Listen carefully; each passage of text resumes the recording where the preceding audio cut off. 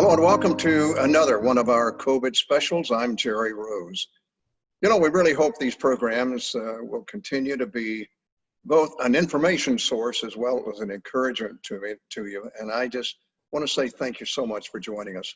If you would like to find out more, or you can watch these specials or to view them online, just go to TLN.com or TLNwest.tv for information how you can watch the specials. Today, we have two very special guests from Chicago-based churches, Reverend Florin, Cimpean, pastor of Philadelphia Romanian Church of God in Ravenswood, and Cristian, Ionescu, senior pastor of Elim, Romanian Pentecostal Church in Albany Park. Both pastors have opened the door of their churches actually in defiance of Illinois Governor J.B. Pritzker's order limiting religious services to 10 or fewer. Gentlemen, thank you for joining me today. Welcome to the program. Thank you for having me. Thank you for the invitation. Tell me what came into the decision that caused you to finally decide to open your churches. We believe, I personally believe that the regulations we had in Chicago, the state of Illinois, they were too draconic, they were too strict. So early on, in March, the beginning of March, we kind of canceled our services for 1 week to evaluate, to assess. And then beginning on March 19, we had services every night, 44 services with 15 to 20 people. They were mostly online, but we had more than 2 people that we were allowed to have. And then, you know, talking to the other pastors, with Pastor Cristian, with some other local leaders here, we decided that we want to send a letter to the governor and to start having church on May 10th, which we did. So the rest is history. I mean, that's how we started. We wanted to stand for our rights, for the First Amendment, for our constitutional rights. And we were taking responsibility, doesn't matter the price. So that's what we kind of did. Pastor Ionescu. Well, we have to start from before the beginning because we shut down our churches and closed our doors before the stay-at-home order issued by the governor of Illinois. We are responsible pastors. We care about our people. I personally resent the fact that politicians would pretend like they care about us and our people more than we do. We are responsible people. We are not extremists. It's not like we don't care about the situation. We diminish the importance of the stay-at-home order. But at some point, when we saw the governor building an ever-extending tunnel with no glimmer of hope and light at the end of it, and giving us a chart of contingencies that would have pushed the reopening of churches somewhere next year, after 1 year or 1 year and a half, this would have been a death sentence for our churches. And another fact that we have to contend with is the idea that, well, if a church cannot survive just on an online basis for such a long time, then what kind of a church did you build? Well, I'm not the builder of the church. I'm not the designer of the church. Our Lord Jesus is the designer and the builder of the church. And the way he designed it, it cannot function and it cannot operate and it cannot exist without its pillars, which are the teachings, the prayer, the communion, and also the gatherings, the fellowship of the saints. And when we understood that the can was kicked out on the road further and further away, we said 2 months is enough. Once we had Walmart, once we had the supermarkets, once we had Home Depots opened and people going to and fro and not caring about the stay-at-home orders or the social distancing, we thought it was time for the churches to reopen in a very safe way, in a very responsible way, and this is what we did. Yeah. Was the fact that the churches, while you mentioned the big box stores, even the liquor stores and the cannabis stores were considered essential, that the church was considered non-essential? Was that part of the concern that you had that caused you to make the decision you made?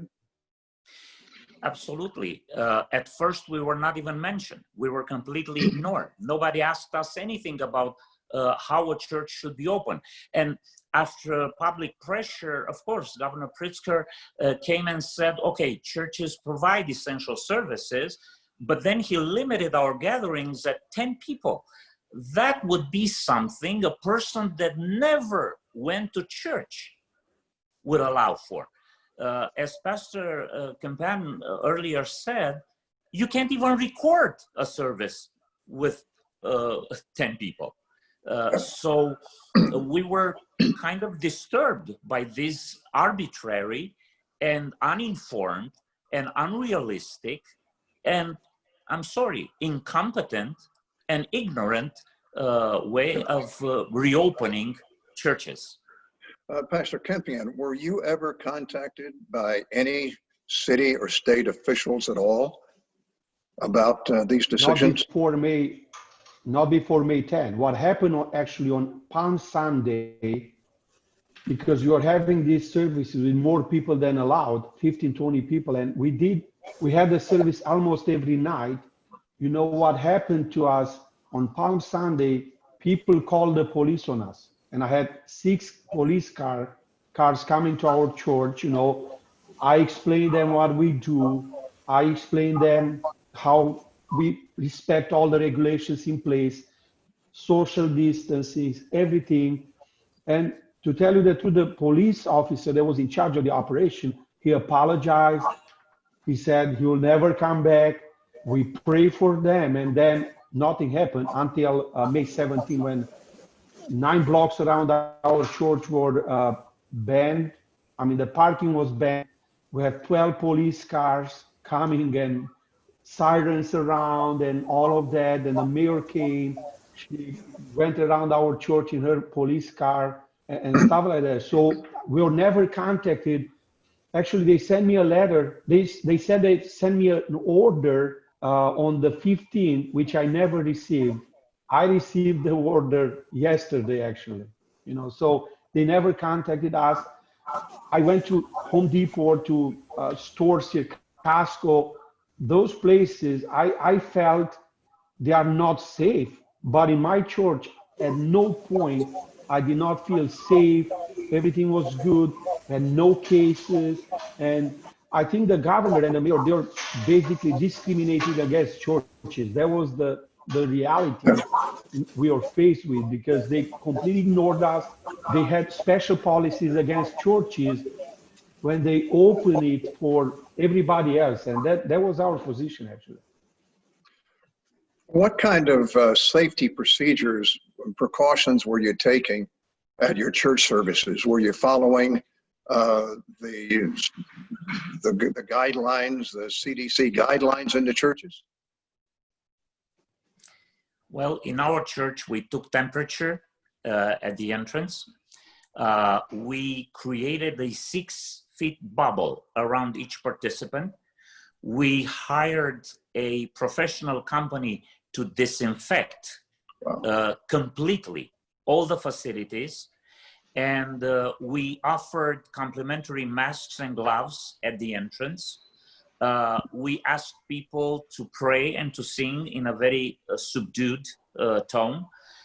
Also, we asked them to wear their masks and their gloves from the parking lot to their seats. We dismissed the church one by one, keeping 6 feet apart until the last person exited the facilities. It would be hilarious if it were not tragic that I received a disorderly conduct citation after conducting the safest and in most order services in America. We started early with these services. We kept the distance more than 6 feet because our church sanctuary is very large. And we had 85 people on May 17 when the police came and the mayor and all of that. So we had at least 8 feet between every person in the sanctuary. We did not take temperatures because no other place is taking temperatures. We offer masks for free to people, gloves. You know, we desanitized everything. We marked everything. We created signs, you know, with directions, signs enforcing, you know, all the restrictions we had. We had a 13-point restriction, you know, we gave to everyone. We pre-register people. So we pre-register people and then I approved everyone. We had some limits. We said no one older than 65 should register. Definitely no people that have any pre-medical conditions, you know, people that had any contact with anyone that ever had COVID. So we were very careful. We had some American pastors visit with us on that Sunday. They were surprised at the level of our restrictions and our preparations. So was the media that was there saying, this is better than anywhere, you know? And that's what we did. So we're very careful. I got the same citation. We also got an order from the health department that they could condemn our building, and eventually that leads to demolition and stuff like that. This is crazy, stupid. I remember communism, when all of these rules were in place and the way the mayor approached them and applied them, I had a feeling that we are living in a communist system or under a communist regime. Actually, they are crazy and they are too restrictive. And even today, the police called me and said, okay, I want to know about your service. I want to know how many people will be there. I want to know everything. And I told them, you know what? That's what the secret police in Romania during communism, you know, they were asking those kind of questions. I told them, from now on, I'm not going to talk to you like that. I mean, I'm not going to provide any information because this is not right. I mean, you are infringing on my constitutional rights. So well, that brings up an interesting question. What was the church's relationship with the government in Romania during communism, which both of you have experienced? Well, in Romania, the churches were put in a survival mode. And what you're doing in a survival mode, you accept their contingencies for the right to barely exist, just exist. And let me give you a few examples. First, they would say, okay, in this city, we can only have 2 churches with a total capacity of 300 seats. It didn't matter that there were 1,000 Christians in that denomination, in that city. You would have a capacity of 300 seats. People would come early, 2 hours before the service would start. They would stand around the church, sometimes on the sidewalks around the church. It was an impossible situation. This is why house churches sprung up in many localities in Romania, because they didn't have enough room. If you wanted to baptize somebody, you had to report to the authorities the names of the people you had prepared for baptism. If you had a preacher coming and visit the church, you had to report ahead of time. Or you had to report everything that went on in the church. There were so many contingencies and restrictions, life became unbearable. And all that for the right to survive. After the fall of communism, things then began to loosen up considerably, didn't they, Pastor Cimpean? That's very true. I mean, the church grew very fast after the fall of communism. I mean, they exploded the number of churches that were planted, and freedom was very important, and people loved the freedom, you know, after the fall of communism. Because to tell you the truth, I was 19 when communism fell. My father was a pastor, so I kind of know what was happening. But at no point 12 police cars will come to a church to stop a service and to intimidate people. And like in my area, in Ravenswood, the alderman on Saturday night on the 16th, he sent a letter to all neighbors in the area to blame the church for the parking ban and to incite hate against the church. And we received that. I mean, I received death threats. But not even during the communism, I've seen that. I remember when I got baptized, the police was called, but the police came at the end of the baptism service. After everything was done, they knew, they came later, right at the end when people were ending the service. But here, I mean, the police came, 12 cars, 7 a.m. in the morning.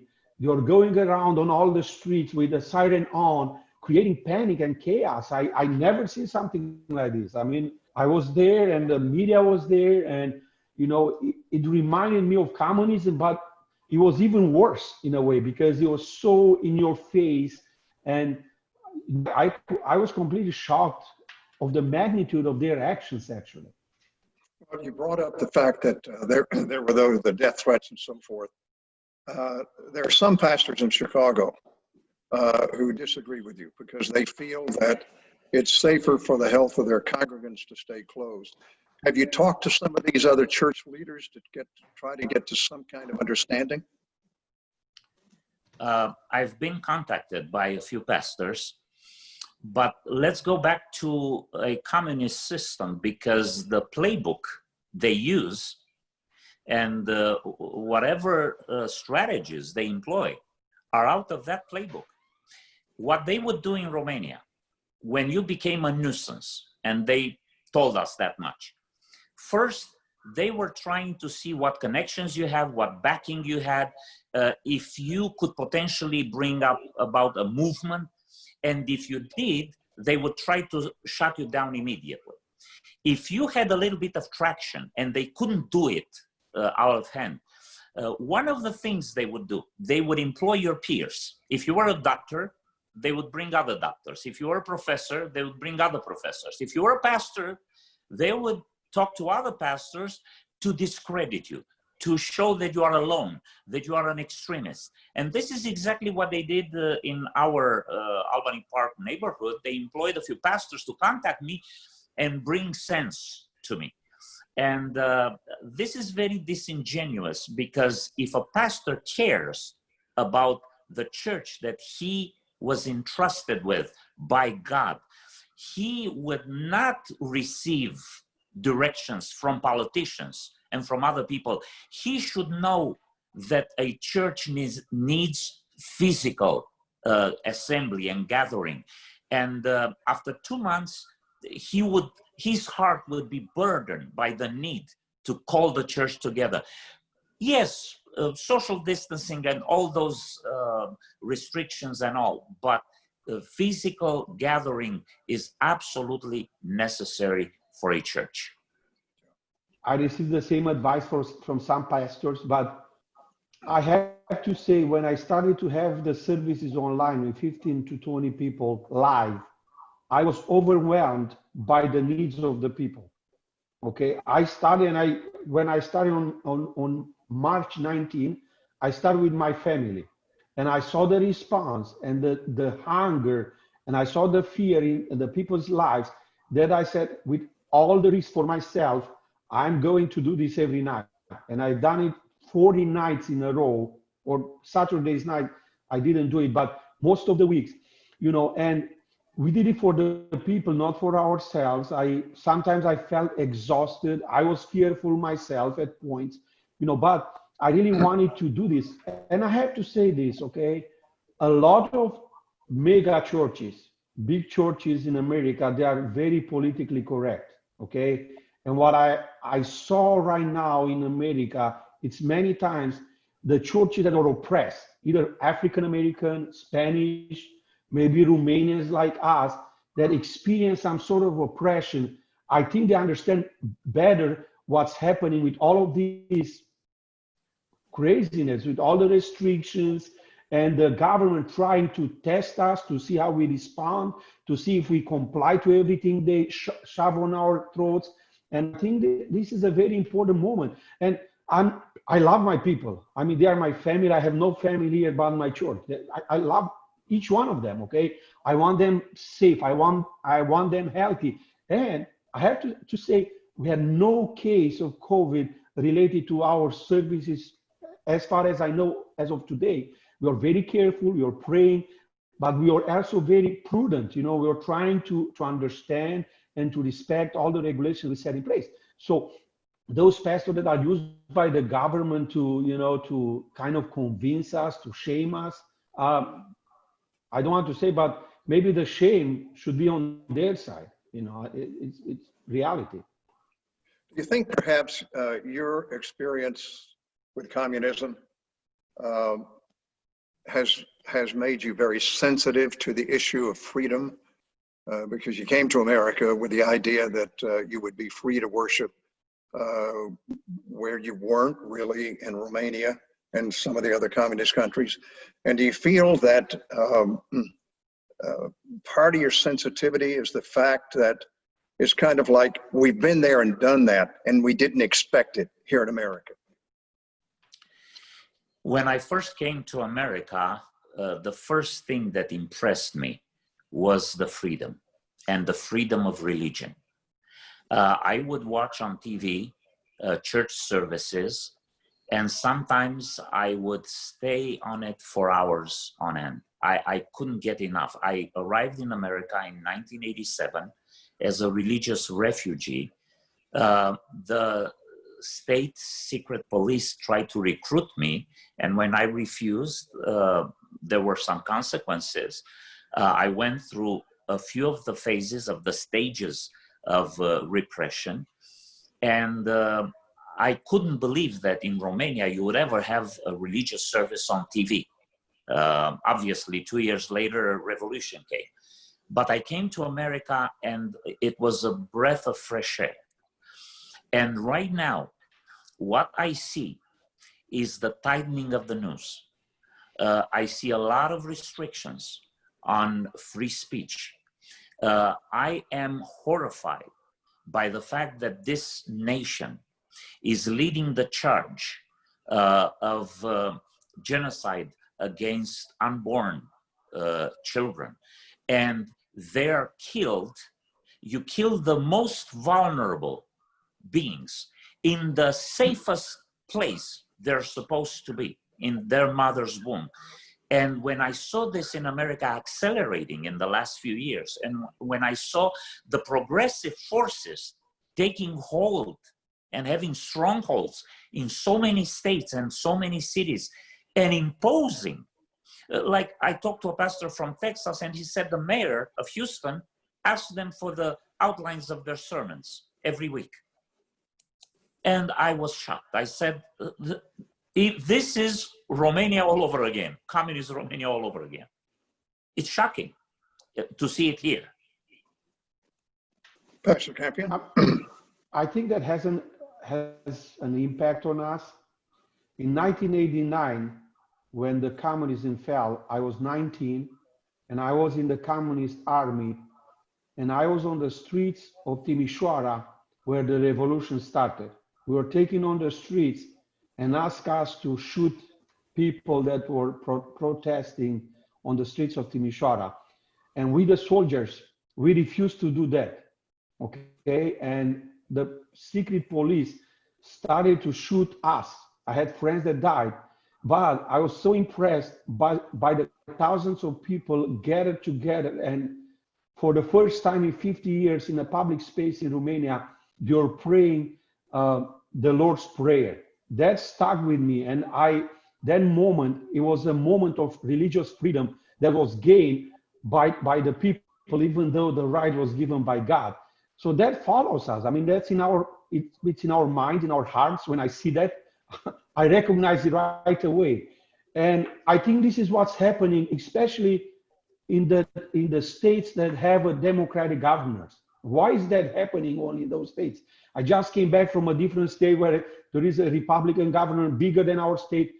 Everything was fine there. places were open, churches were open. Just in this place, I mean, here we have the most draconic regulations, and they are especially made for churches in many ways, because all of other places are opening. So yeah, we detect that kind of oppression against our freedom, and we react. So that's our position.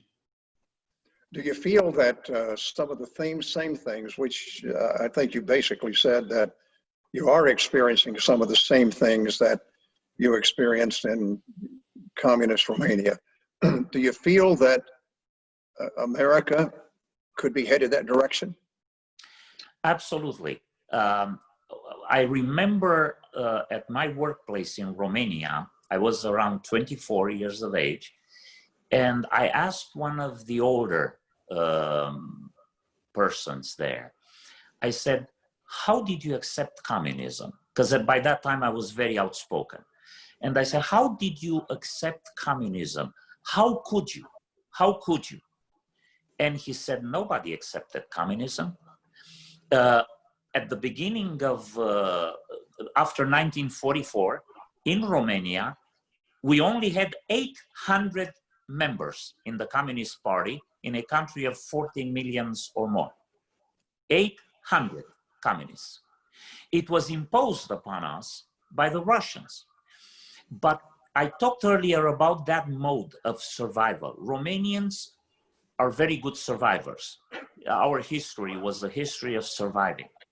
And when you want to survive, you will accept and you will find your way through the cracks of the system. Yeah. And what happens here in America, it's not imposed all at once, little by little. And when people have to survive, and COVID-19 provided the government with this mass testing, not of do you have the virus or not, but how do you react to that surviving mode. I think they must be jumping up and down. How easy it was for them to isolate people, to bring people into compliance without asking questions. Gentlemen, I really appreciate your time. We're out of time. I would like to encourage our viewers to pray for the both of you, as well as all of the other congregations in Chicago, that God will allow the freedom and that the churches will be allowed to come together as what they are. And that's the body of Christ gathering together. Again, gentlemen, thank you very much for being with me on the program today. God bless you, and we'll continue to pray for you. Thank you so much. God bless you.